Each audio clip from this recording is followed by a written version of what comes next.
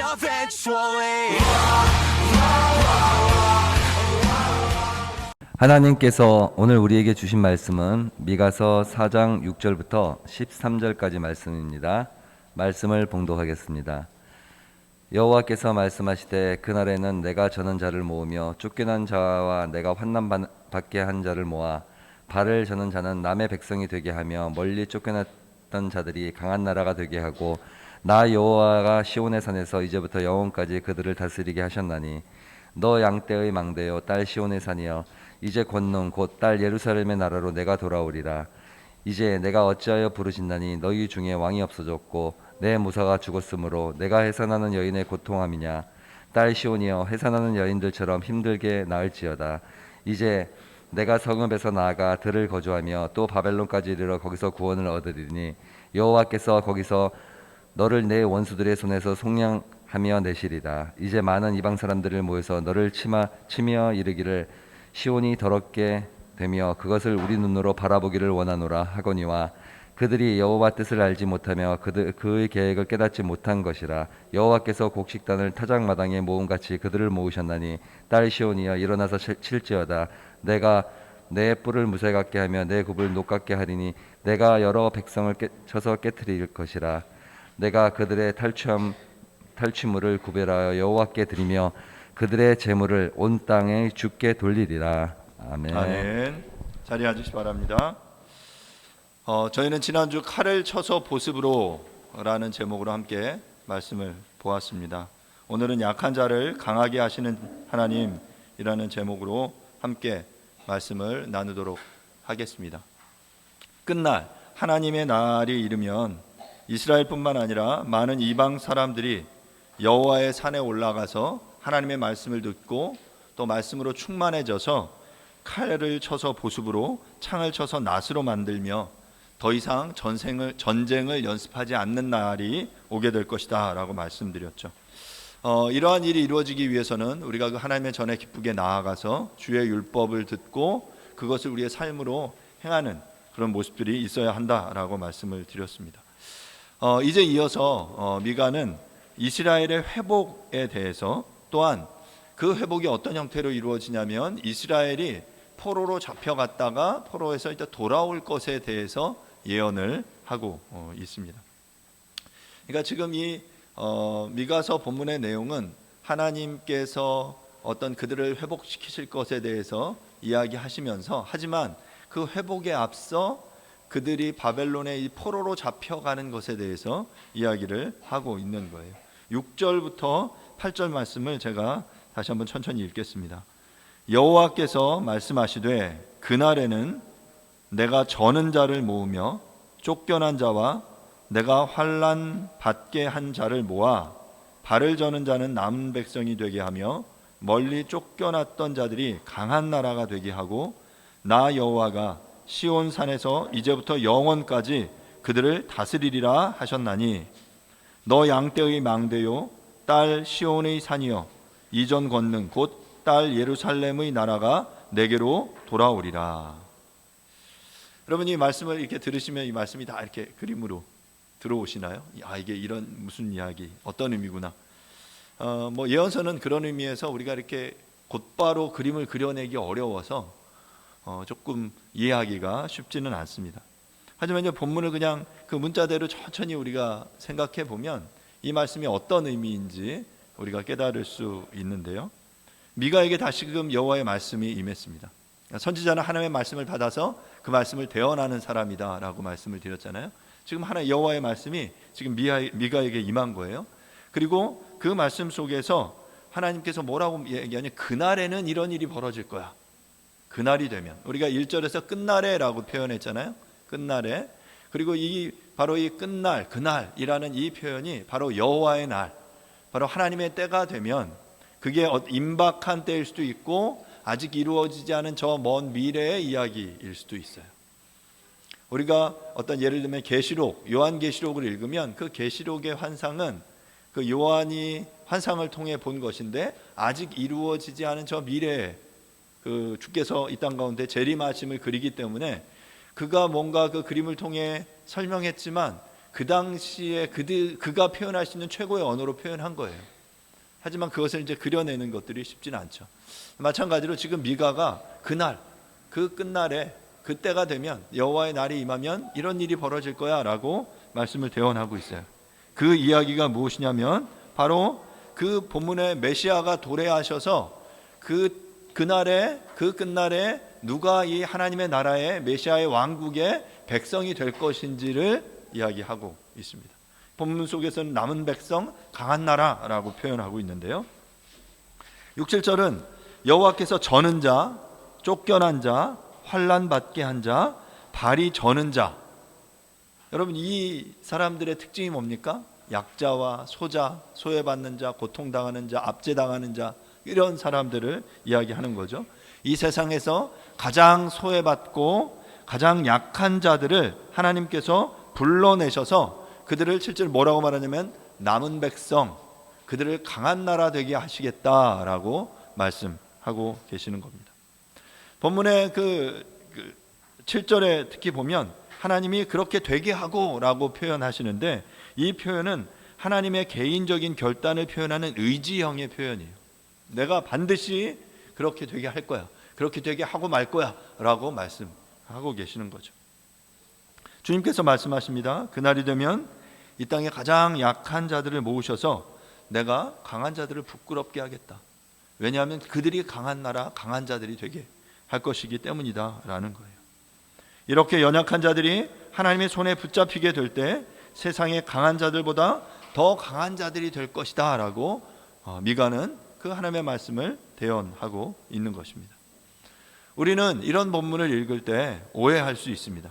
마치 하나님께서 이렇게 연약한 자들을 불러 모으시는 행위가, 그래서 그들을 강한 나라 되게 하시는 이 행위가 마치 강한 자들에 대한 의도적인 배제나 배척을 의미하는 것 아닌가라고 생각하는 거죠.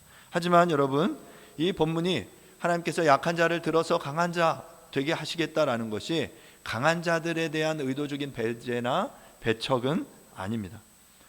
어떤 의미냐면 강한 자들은, 힘이 있는 자들은 어떤 상황에서든지 남의 도움 없이 살아갈 수 있는 사람들이에요. 문제가 생기면 자신의 힘으로 도망가거나 문제를 해결할 수 있어요. 하지만 약한 자들은 어떻습니까? 저는 자들은 어떻습니까? 그 당시 위험이 닥쳐오면 자신의 힘으로 도망갈 수 없어요. 자신의 힘으로 그 문제를 해결할 수 없습니다. 누군가가 외부로부터 그 도움을 주어야만 그가 위기의 그 현장에서 그 구원받을 수 있다라는 것이죠. 연약한 자들은 항상 그 어려운 고난의 상황이 되면 가장 먼저 피해를 입고 가장 큰 희생을 당하게 되어 있어요. 하나님께서 바로 그런 이들에게 주목하시고 계신 거예요. 내가 그런 약한 자들을 주목하고 있다. 내가 그들을 건져서 모으겠다라고 말씀하시는 것이죠. 저는 자들은 누군가 옆에서 부축해 주어야 합니다. 쫓겨난 자들에게는 거처가 필요하고 환난 받는 자들에게는 위로가 필요합니다. 하나님께서 바로 그런 자들을 불러 모으시겠다. 그리고 내가 그러한 약한 자들을 강한 나라 되게 하겠다라고 말씀하시는 거예요. 우리는 이러한 하나님이 이해되지 않습니다. 왜냐하면 이 세상의 방식은 약육강식, 적자 생존의 원리가 지배하는 사회이기 때문입니다. 현대 자본주의 사회에서 신자유주의의 경쟁 체제가 작동합니다. 그 가진 자, 힘 있는 자가 모든 것을 취하는 세상이에요. 그래서 반드시 힘이 없는 자, 연약한 자가 소외될 수밖에 없는 그런 구조 속에 우리가 살아가고 있는 거죠. 개천에서 용나는 것이 불가능한 사회, 노력의 배신이 목도되는 그런 사회를 우리는 살아가게 됩니다. 이 시대의 방식은 능력 있고 재능 있는 이들을 모아서 이들을 통해 무언가를 도모하는 것입니다. 이것이 합리적이고 예측 가능한 방식이죠. 그런데 하나님께서는 이런 방식들을 지금 비웃고 계시는 거예요.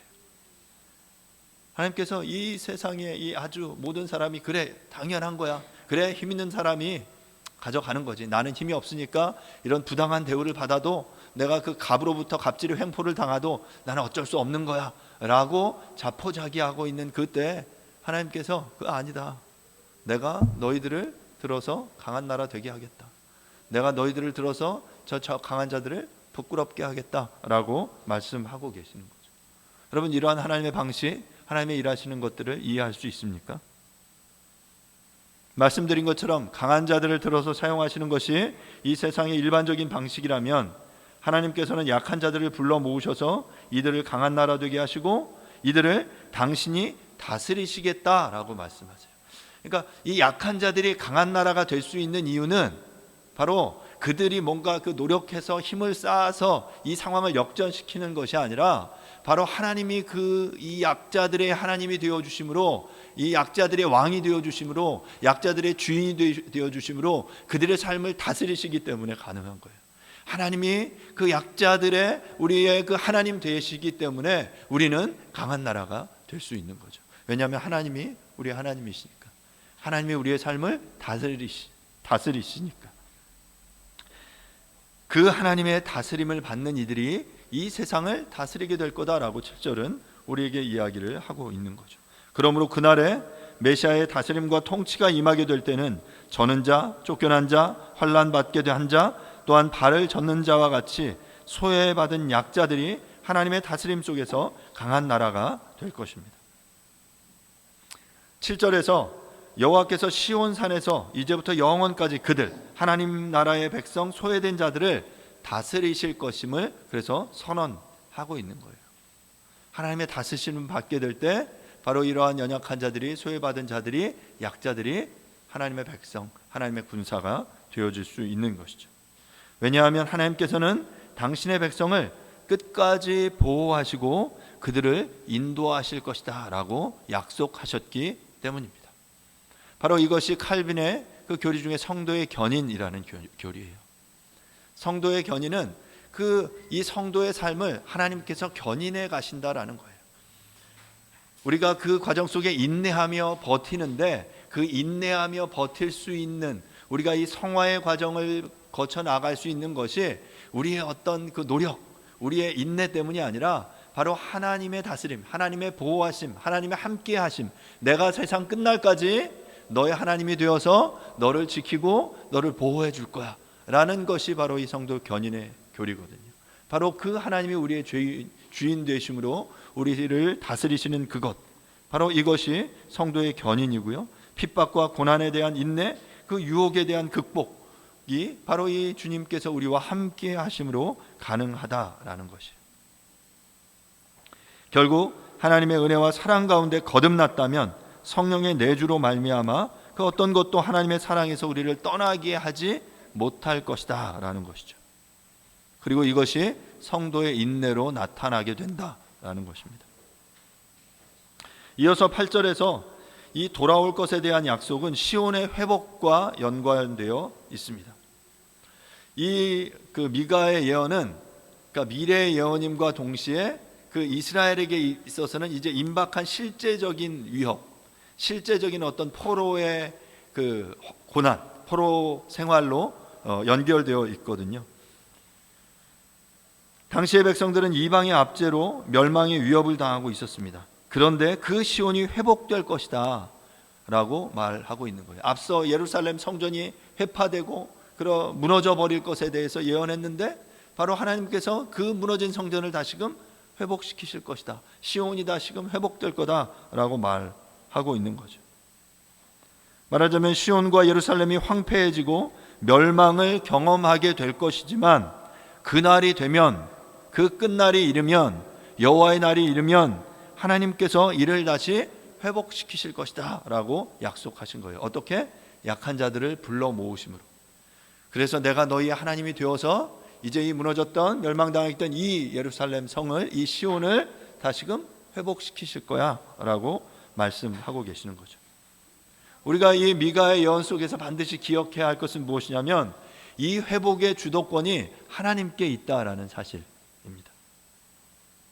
그러니까 우리의 어떤 그 노력, 인간의 노력이 아니라는 거예요. 이스라엘의 어떤 그 노력으로 하나님이 감동해서가 아니라 하나님께서 그 주도권을 가지시고 이 일을 이루신다라는 것입니다. 약한 자를 모으시고 그들을 강한 나라 되게 하시고 내가 그들의 하나님이 되어서 내가 이제 이 땅을 회복시킬 것이다 라고 말하고 있는 것이죠. 사랑하는 여러분, 우리들은 약자입니까? 강자입니까? 말씀드린 대로 강자는 자신의 힘을 의지하며 살아가는 사람들입니다. 하지만 약자는 하나님을 의지해야만 하고 하나님을 의지할 수밖에 없습니다. 이렇게 하나님을 의지할 때 때가 되면 하나님께서 우리 가운데 일하십니다. 우리의 힘이 아니라 하나님께서 결정하시고 그분이 일하셔야만 우리의 인생에 반전이 가능합니다. 오직 우리의 삶의 소망이 하나님께 있음을 믿는 저와 여러분들이 될 수 있기를 간절히 바랍니다. 여러분 혹시 몸이 아플 때 어떻게 하십니까? 이번 주에 저희 그 둘째 한솔이가 약간 감기에 걸렸어요. 코감기에 좀 걸렸는데 저는 이제 하루 이틀 방치, 날 거야. 하루 이틀 이제 지내면 날 거야라고 이제 방치를 했는데 웬걸 계속 이제 막 콧물이 많이 나고 그래서 지금 며칠째 계속 병원에 다니고 있습니다. 보통은 이제 병원 가면 한번 약 뭐 며칠치 지어주고 뭐 이렇게 하는데 웬걸 이건 아마 코감기가 제대로 걸렸나 봐요. 그래서 지금 막 3일째 계속 병원에 가서 치료받고 다음 주까지도 이렇게 병원에 와야 된다고 그래요. 사람마다 이렇게 병에 걸리면 반응이 다릅니다. 이렇게 지켜보고 끝까지 버티는 사람이 있죠.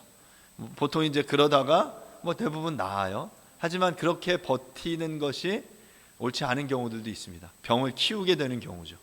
병을 키우다가 그리고 나서 결국에 그 막 진짜 너무 견딜 수 없어서 억지로 이제 병원에 가는 경우. 그렇죠? 제가 그래서 이제 집에서 많이 혼나는데 일반적으로 병은 세 가지로 나눌 수 있죠. 첫 번째는 약을 먹거나 치료를 받지 않아도 시간이 지나면 해결되는 경우들이 있습니다. 우리의 인체의 면역 기능, 회복 기능은 놀라워서 대부분의 경우 이런 치유가 가능합니다. 우리가 겪는 감기들도 대부분 마찬가지라고 이야기를 해요. 병원에 가서 치료받지만 대부분의 경우는 이게 병원에 가서 약을 먹고 치료를 받아서 나은 건지 아니면 시간이 지나서 나은 건지 알 수 없다라는 말도 있습니다. 두 번째는 참기만 해서는 절대 낫지 않는 병들이 있습니다. 이런 병들은 반드시 치료를 받아야 되고 약을 복용하거나 심한 경우 수술을 받아야만 하는 경우들이 있습니다. 그런데 이 두 번째의 경우 이런 병은 치료의 과정이 굉장히 더디기도 하고 때로는 고통스럽습니다. 수술을 해야 되고 때로는 어떤 치료의 과정이 견디기 어려운 과정들이 있죠. 하지만 이 경우에도 이 과정이 힘들지만 이 과정을 잘 버티기만 하면 회복이 됩니다. 그런데 세 번째의 경우는 치료를 받아도 고칠 수 없는 병이 있습니다. 이를 불치병이라고 이야기를 하죠. 이런 병은 병명 자체가 알려져 있지 않거나 병명은 알려져 있다 하더라도 아직 치료 방법이 개발되지 않아서 고칠 수 없는 병을 말합니다. 저는 오늘 이 본문 속에서 하나님께서 이스라엘 백성을 향해서 지금 유다 백성들이 병에 걸려 있다라고 말씀하고 계시는 것 같아요. 그리고 특별히 그들의 병이 걸렸는데 그들이 지금 두 번째 병에 걸려 있다라고 말씀하시는 것 같습니다. 지금 유다 백성들의 상태가 심상치 않습니다. 내버려 둔다고 해서 이들이 자신의 상태가 어떤지 이해하고 회복될 가능성이 없어 보이는 거예요. 이대로 놔두면 더 심각해지고 이들이 죽게 될 그런 그 위험에 있다라고 하나님께서 판단하신 거죠. 그래서 하나님께서는 이들이 당한 상태를 해산하는 여인의 고통에 비유하고 계십니다. 아마도 그 당시 사람들은 뭐 이렇게 수술을 통해서 제왕절개 수술이라는 방법을 몰랐기 때문에 그들이 해산의 고통, 이 출산의 고통을 아주 그 온몸으로 경험하며 이 출산을 할 수밖에 없는 상황이었을 것입니다. 여인이 출산할 때 특히 출산 예정일이 지나서 아이가 많이 자랐거나 혹은 아이의 머리가 상대적으로 너무 크거나 아니면 아이가 자궁 안에서 위치를 잘못 잡고 있는 상태에서 해산할 때 굉장히 위험하죠. 그리고 그 위험의 과정에 그 산모가 그 해산의 고통을 온몸으로 느끼게 되는 것입니다. 대부분의 많은 산모들이 그래서 자연분만을 원하지만 너무나 고통스럽기 때문에, 그리고 위험하기 때문에 수술을 선택하기도 합니다. 하지만 당시를 생각해 보면 이렇게 수술을 선택할 수 없었고, 그래서 해산하는 순간에는 거의 죽을 것처럼 고통스러웠습니다. 그리고 실제로 그 과정에서 출산의 고통을 이기지 못하고 사고로 죽어간 산모들도 꽤 있었으리라고 생각이 됩니다. 하지만 그렇게 고통을 거치고 출산을 하고 나면 요즘 수술로 아이를 낳았을 때보다 훨씬 빠르게 몸이 회복됩니다. 우리 한국적인 상황에서는 미역국 먹으면서 좀 쉬면 금방 정상적인 몸의 상태를 되찾을 수 있다라고 합니다. 지금 유다 백성들의 상태가 그와 같았습니다. 그들은 저절로 치료될 수 없는 병에 걸려 있습니다. 그런데 수술을 받기만 하면 그들이 나을 수 있는 거예요. 지금 그 적극적인 치료가 필요한 상황입니다. 그렇다면 지금 유다 백성이 걸린 병이 무엇입니까? 그들이 하나님의 백성의 모습을 잃어버린 것입니다. 하나님을 온전히 신뢰하고 하나님을 온전히 섬기지 않는 것이죠. 지금 그들에게는 어떤 수술이 그들 앞에 있습니까? 지금 하나님이 드신 그 수술의 칼날은 이스라엘 백성을 멸망이라는 과정을 통해서 그들이 가나안 땅에 쫓겨나 바벨론의 포로로 잡혀가는 것입니다. 당하는 이스라엘 입장에서는 너무나 고통스러운 거예요. 하나님을 섬기던 하나님의 백성이 지금 이방의 칼날에 멸망당하는, 마치 그들의 입장에서는 죽을 것과 같은 그런 고통의 그 순간을 경험하게 되는 거죠.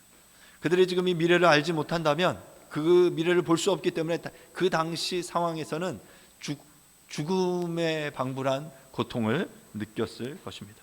그런데 지금 미가 선지자는 유다 백성에게 말하는 거예요. 이 수술을, 이 해산의 고통을 잘 견뎌내라고 권면하고 있는 거죠. 이 수술만 잘 견뎌내면 정상적인 하나님의 백성으로 회복될 수 있다라고 말하고 있는 것입니다. 9절과 10절입니다. 제가 읽겠습니다. 이제 내가 어찌하여 부르짖느냐? 너희 중에 왕이 없어졌고 내 모사가 죽었으므로 내가 해산하는 여인처럼 고통함이냐? 딸 시온이여, 해산하는 여인처럼 힘들여 나을지어다. 이제 내가 성읍에서 나가서 들에 거주하며 또 바벨론까지 이르러 거기서 구원을 얻으리니 여호와께서 거기서 너를 내 원수들의 손에서 속량하여 내시리라. 지금 9절에서 이스라엘이 마치 해산하는 여인처럼 고통당하는 모습을 그리고 있는데, 그들이 이렇게 고통당하는 이 고통이 바벨론의 그 이방의 칼날에 멸망당하는 것이라고 말씀드렸죠.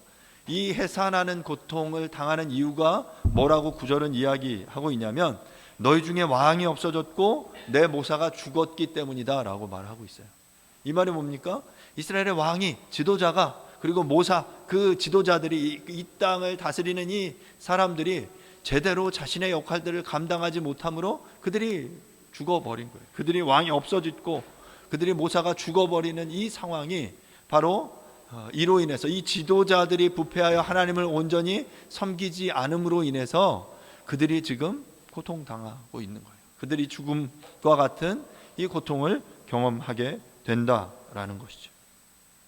그런데 이제 10절에서 동일하게 선지자는 시온에게 해산하는 여인처럼 진통할 것을 다시금 요구하고 있어요. 굉장히 아이러니하죠. 앞서 9절에서 그들이 해산하는 여인처럼 고통당할 거야.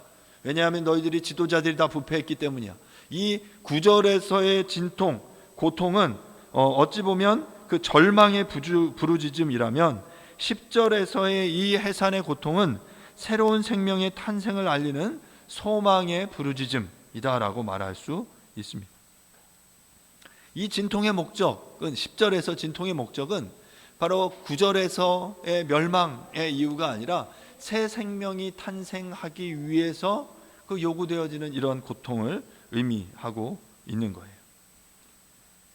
그렇게 10절에서 힘들여 나을지어다라고 이야기를 하고 있는데요. 이 표현은 마치 뭐냐면 산파들이 아이를 낳기 위해 지금 그 안간 힘을 쓰는 산모들에게 위로하며 격려하는 이야기예요.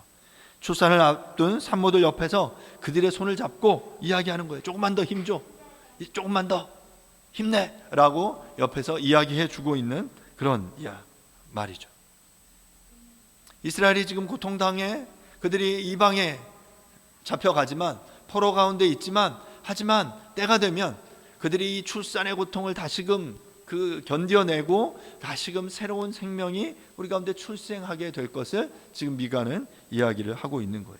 10절에서 새 생명의 출생 이후의 회복은 3단계로 진행되는데요.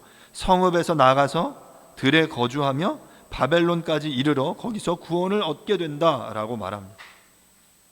성읍에서 나간다는 것은 어찌 보면 예루살렘 도성을 떠나는 것을 의미하는 거고요. 들에 거주한다라는 것은 광야의 삶을 연상시킵니다. 출애굽한 이스라엘이 40년 동안 약속의 땅에 들어가기 전에 광야에서 머물렀던 것처럼 광야에서 인내와 연단의 과정을 거쳐야 함을 말해주고 있습니다. 광야에서의 삶 속에서 여호와가 하나님이심을 인정하는 훈련의 과정을 거치게 될 것을 말하는 거죠. 그리고 나서 세 번째로 이제 예루살렘에 나와서 광야의 삶을 거치고 이제 너희가 바벨론에 들어가게 됐다라고 말하는 거예요. 그러니까 사람들이 본국을 떠나 바벨론의 포로로 끌려가게 되는데, 그 바벨론의 포로로 끌려감이 도리어 그들이 구원을 얻게 되는 통로가 된다라고 말하고 있는 거죠. 굉장히 좀 아이러니이죠. 포로로 잡혀가는 건데 도리어 이 바벨론에 잡혀가는 이 과정, 이 시기, 이것이 다시금 바벨론 포로기 이후에 예루살렘의 회복을 위한 그 하나님의 어떤 기간, 하나님이 보호하시는 그 섭리의 기간이 될 것이다라고 말하고 있는 것이죠. 지금 미가는 다가오는 이스라엘의 앞날이 고통스럽고 두렵지만 이 바벨론 포로의 과정을 통해서 하나님께서 그들을 연단시키시고 때가 되면 하나님의 구원을 이루실 것이다 라고 말하고 있는 거예요. 그래서 이스라엘의 입장에서 볼 때는 이 포로 생활이 고난이고 심판으로 느껴지지만 하나님의 관점에서 볼 때는 이 고난의 시기가 이스라엘의 구원을 위해서, 궁극적인 구원을 위해서 필요한 연단의 과정인 것이죠. 사랑하는 여러분, 우리의 삶 속에 이러한 하나님의 그 어떤 손길이 있을 수 있습니다. 그러한 연단의 과정을 우리 중에 이렇게 기꺼이 원하는 사람은 많지 않을 거예요. 고통을 원하지 않죠.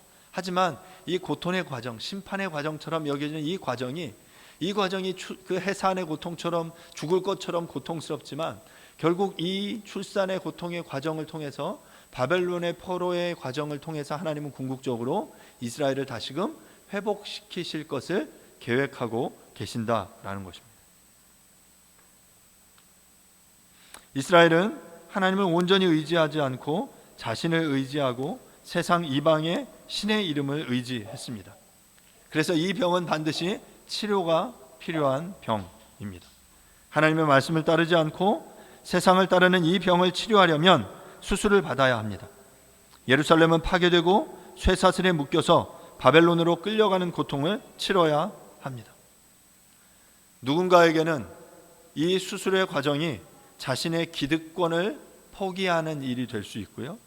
누군가에게는 그 포로로 잡혀가는 이 과정이 사람들의 인정을 포기하거나 안정된 우리의 삶을 포기하는 일이 될 수도 있습니다.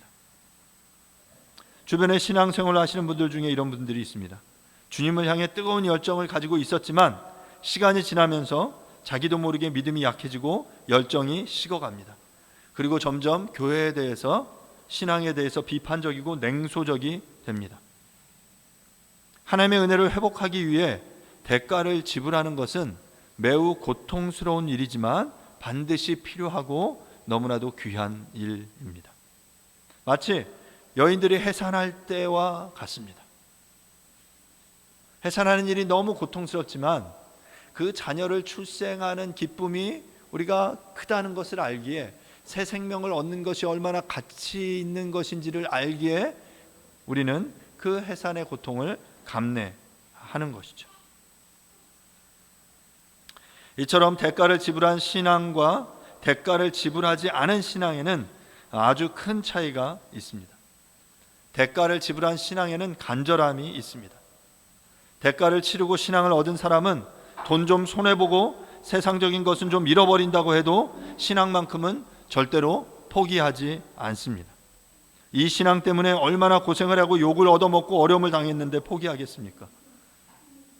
주님의 신앙을 지키기 위해서 내가 그 안정된 나의 삶을 포기하고 내가 사람들의 인정을 포기하고 정말 그 나의 그 어떤 미래 성공을 내려놓았다면, 내가 내려놓은 것이 가치 있는 것인 만큼 이 내가 선택한 이 신앙은, 내가 선택한 이 하나님은 나의 삶에 그만큼 의미 있고 가치 있는 것이 되어지는 것입니다. 사랑하는 여러분, 우리는 신앙 때문에 무엇을 포기하십니까? 우리는 신앙 때문에 어떠한 고생을 감내하고 계십니까? 주님은 우리를 구원하시기 위해 십자가에 고난당하시고 죽으시고 부활하셨습니다. 왜냐하면 우리가 우리 이 한 사람 한 사람이 너무나 가치 있다라고 하나님은 생각하셨기 때문이죠. 해산의 진통을 아는 그리스도인이야말로 진정한 그리스도인입니다. 아무것도 희생하지 않고 예수님을 사랑한다라는 것은 거짓말입니다. 신앙은 예수님을 위해 무언가를 잃는 것입니다. 예수님 때문에 돈 벌 기회를 놓친 사람은 그 손에 본 돈만큼 예수님을 사랑하는 것입니다. 예수님 때문에 출세할 기회를 잃은 사람은 그 잃은 기회만큼 예수님을 사랑하는 것입니다. 사랑하는 여러분, 주님을 얻기 위해 해산의 고통을 경험하는, 해산의 고통을 감내하는 저와 여러분들이 될 수 있기를 간절히 바랍니다.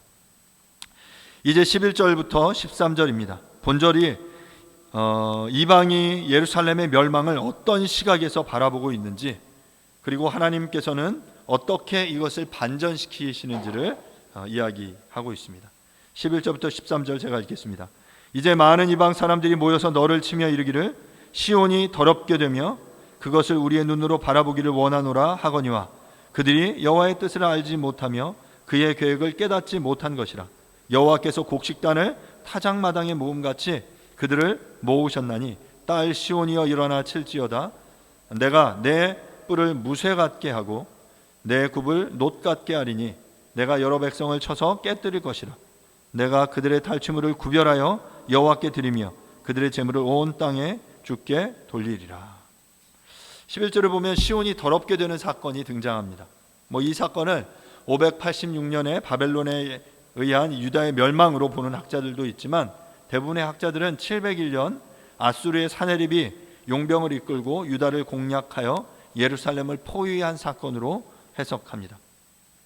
그러니까 시온을 공격하고 이 예루살렘을 더럽힌 거예요. 이 열방이 예루살렘을 이렇게 더럽힌 목적은 하나님의 백성을 짓밟기 위한 것입니다.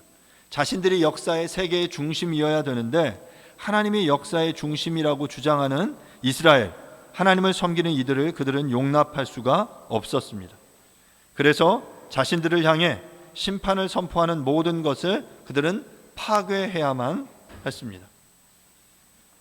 하지만 이같이 하나님을 대적한 이들이 예루살렘을 더럽혔지만 결국은 이스라엘의 하나님이 시온을 다시금 일으키심으로 대적을 깨뜨리실 것을 본문은 선포하고 있는 것입니다. 우리의 하나님은 역설의 하나님이십니다. 아이러니하게 대적들이 주님의 백성을 멸망시키기 위해 한 행동이 도리어 자신들의 심판을 가속화시키게 된 것입니다. 그러니까 열방에 의한 시온의 침략, 이 시온 예루살렘이 더럽혀지는 이 사건, 또한 바벨론의 포로 생활은 단기적으로 볼 때는 예루살렘의 멸망, 그리고 하나님을 믿는 백성들의 실패인 것처럼 보이지만 장기적인 그림으로는 하나님께서 다시금 이 당신의 백성들을 정화시키심으로 포로 귀환을 통해서 이 시온을 다시금 회복시키시기 위한 큰 그림의 일부분이다라는 것이죠. 하나님께서는 이스라엘이 침략군에게 대항하도록 할 뿐만 아니라 그들을 짓밟고 승리하도록 그들을 그들의 뿔을 쇠 같게 하시고 그들의 굽을 노쇠 같게 하실 것이다 라고 13절이 말해요. 그러니까 지금 고대 근동에서 이 뿔은 힘과 능력을 상징합니다. 그래서 그 시온의 뿔이, 예루살렘, 이스라엘의 그 뿔이 쇠같이 단단해질 거다. 그래서 누구도 대적할 수 없는 능력을 갖게 될 거다라고 말하는 거고요. 그들의 말발굽이 노쇠같이 되어서 강하게 될 거다라고 말하는 거예요. 그럼 발굽은 그 무엇이냐면 짓밟는 힘, 능력을 의미하거든요. 하나님께서 이들의 굽을 노쇠로 만드셔서 그 시온을 통해서 이 열방을 다시금 그렇게 짓밟게 하겠다라고 말씀하신 거예요. 이처럼 쇠뿔과 노수로 만든 이 굽은 시온이 무적이 된 것을 의미합니다. 이처럼 시온은 소가 타작마당에서 곡식을 짓밟듯이 열방을 짓밟을 것입니다. 이처럼 시온은 자신들에게 두려움을 선사했던 이들에게 두려움을 선사하고 있습니다. 이어서 대적들이 폭력을 써서 탈취했던 재물을 약탈하여 그것을 여호와께 돌릴 것이다 라고 말씀하고 계십니다. 말씀을 마무리하겠습니다. 하나님은 역전의 명수이십니다. 요셉의 삶이 그러했고요, 십자가 위에서 그리스도의 죽음이 바로 그러했습니다. 그리스도의 죽음으로 사단은 자신들이 승리했다라고 생각했지만 도리어 그분이 죽음에서 부활하심으로 하나님의 놀라운 구원이 성취되었습니다. 이스라엘이 바로 그러했어요. 하나님께서 그들의 죄로 인해서, 그들의 왕과 지도자들이 패역함으로 인해서 이스라엘을 멸망시키십니다. 끝난 것 같았지만, 하지만 그것이 끝난 것이 아니었죠. 그들을 바벨론의 포로로 잡혀가게 하시고 그곳에서 다시금 돌아오게 하심으로 말미암아 하나님께서 다시금 그 구원을 이루어 가시는 거예요. 그렇게 잡혀갔던 그 저는 자들, 쫓겨난 자, 약한 자들을 하나님께서는 다시금 불러 모으셔서 그들을 강한 나라, 남은 백성 삼으시고 그들을 통해서 구원을 이루어 내시는 거예요. 그들이 신앙을 통해서 그들의 그 뿔이 쇠뿔 되게 하시고 그들의 말발굽이 노쇠로 만드셔서 그들을 강하게 하시겠다라고 약속해 주셨어요. 결국 그것을 통해서 하나님이 요구하시는 것은 내가 하나님임을 이 온 세상이 알게 해라 라는 것이죠. 약한 자를 강하게 하시는 그 주님을 찬양합니다. 사랑하는 여러분, 우리의 삶이 그 약함을 경험할 때, 우리의 삶이 정말 내가 이해할 수 없는 이 고난의 그 상황 속에 있을 때, 우리가 그 우리를 약할 때 강함되게 하시는 하나님을 우리가 묵상했으면 좋겠습니다. 하나님께서 우리를 그 약한 자리에서 불러일으키셔서 이제 우리를 강하게 하실 것입니다. 그리고 하나님께서 우리를 무쇠와 노쇠와 같이 강하게 하심으로 승리케 하실 그 주님을 찬양합니다. 그렇게 그 하나님의 구원에 동참하는 저와 여러분들이 될 수 있기를 간절히 바랍니다. 이 시간 함께 잠시 기도하겠습니다. 약한 자를 강하게 하시는 그 주님, 내가 약한 그 상태에서 그 하나님의 도우심을 구합니다. 하나님 오셔서 그 우리의 삶을 역전시켜 주십시오. 우리의 삶을 그렇게 새롭게 해 주십시오. 나의 힘으로는 이 삶을 역전시키는 것이 불가능하지만 주님께서 나와 함께 하시면 그 모든 일들이 가능하게 될 줄로 믿습니다. 이 시간 다 함께 잠시 기도하도록 하겠습니다. 기도하겠습니다.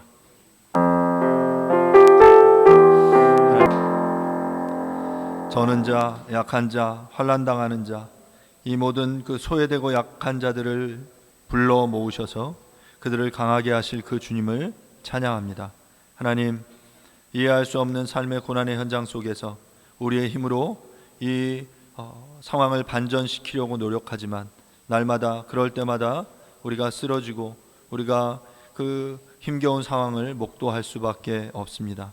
주님, 이 상황 가운데 주님이 오셔서 하나님 이 상황을 반전시켜 주시고 역전을 이루어 주시기를 간절히 원합니다.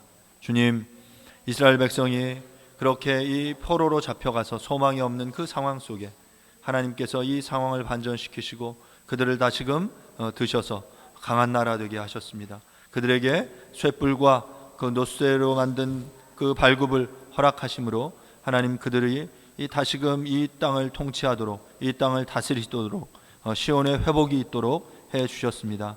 주님, 우리의 삶에도 정말 그 주님께서 함께 하심으로 우리의 인생의 회복이 일어나게 도와주시옵소서. 약한 자를 드셔서 강하게 하시는 그 주님, 우리의 삶을 드셔서 다시금 강하게 하여 주시고, 그래서 우리의 삶을 통해 하나님을 찬양하며 하나님을 높여드리는 우리의 삶이 되어지도록 인도하여 주시옵소서. 감사드립니다. 예수님의 이름으로 기도합니다. 아멘. Eventually